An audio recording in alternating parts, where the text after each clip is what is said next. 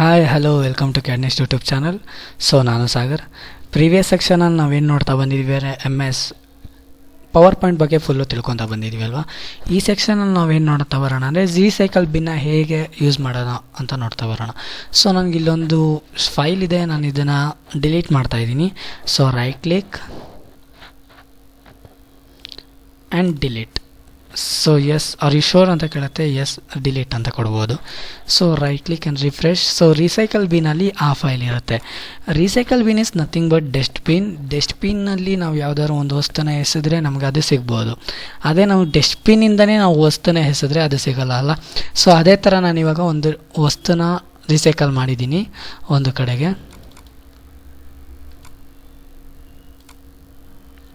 So open ಆಗಿದೆ. ನಾನು delete ಮಾಡಿರೋವಂಥ file ಇಲ್ಲಿದೆ. ಸೊ ಅದನ್ನು ರೈಟ್ ಕ್ಲಿಕ್ ಕೊಟ್ಟು ರೀಸ್ಟೋರ್ ಕೊಟ್ಟರೆ ಅದೆಲ್ಲಿರುತ್ತೋ ಅಲ್ಲಿಗೆ ಬಂದಿರುತ್ತೆ. ಸೊ ಇಲ್ಲಿದೆ. ಅದೇ ನಾನು ಮತ್ತೆ ಅದನ್ನು ಸೆಲೆಕ್ಟ್ ಮಾಡಿಕೊಂಡು ಶಿಫ್ಟ್ ಡಿಲೀಟ್ ಕೊಟ್ಟರೆ ಕಂಪ್ಲೀಟ್ ಡಿಲೀಟ್ ಆಗುತ್ತೆ. So shift delete is for nothing but complete throwing. So ನಾನು ಹೇಳಿದೆ ನಿಮಗೆ ಕಂಪ್ಲೀಟಾಗಿ ಡಸ್ಟ್ಬಿನ್ನಿಂದನೇ ಎಸೆದ್ರೆ ಮತ್ತೆ ಸಿಗೋಲ್ಲ ಅಂತ. ಆ ಥರ ನಾವು ಡಸ್ಟ್ಬಿನ್ನಿಂದ ಎಸೆಯೋದ್ರೆ ಶಿಫ್ಟ್ ಡಿಲೀಟ್ ಅಂತ ಮಾಡ್ತೀವಿ.